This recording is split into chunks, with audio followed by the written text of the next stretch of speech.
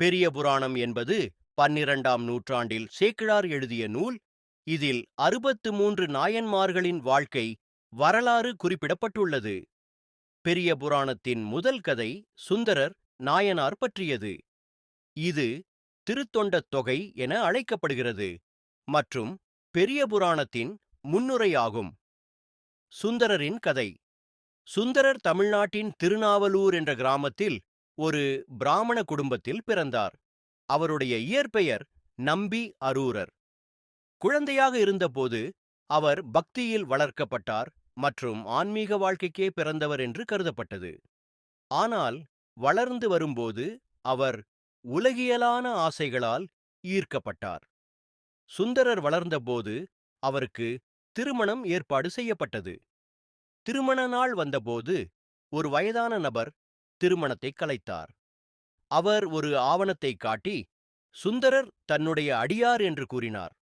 அந்த வயதான நபர் வேறொருவரும் இல்லை, சிவபெருமான் தான் சுந்தரரை பரிசோதிக்க வந்தார்.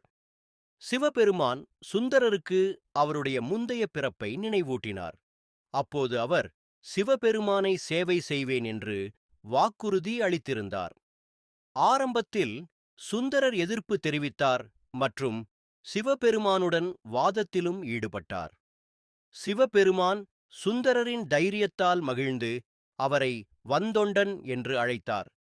இறுதியில் சுந்தரர் சிவபெருமானின் தெய்வீக இருப்பை உணர்ந்து அவரிடம் அடிபணிந்தார். சிவபெருமான் சுந்தரருக்கு திருவாரூர் என்ற புனித நகரத்திற்கு செல்லச் சொல்கிறார். அங்கு அவர் சிவபெருமான் மீது பக்தி பாடல்களை பாட வேண்டும். சுந்தரரின் பாடல்கள் அன்பும் பக்தியுமாக நிறைந்தவை. இவை தேவாரம் எனப்படும் தமிழ் சிவபக்தி பாடல்களில் முக்கியமானவை ஆகின்றன. சுந்தரர் தனது வாழ்க்கையில் சிவபெருமானுடன் நெருங்கிய நண்பனோடு பேசுவது போல ஒரு உறவை கொண்டிருந்தார். அவர் சிவபெருமானை அன்புடன் பித்தா என்று அழைத்தார்.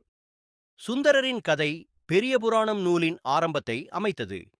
இது சிவபெருமான் மற்றும் அவரது அடியார்களிடையே உள்ள ஆழ்ந்த தொடர்பையும் தெய்வீக கருணை உலகியலான பாசங்களை எவ்வாறு மீறுகிறது என்பதையும் விளக்குகிறது.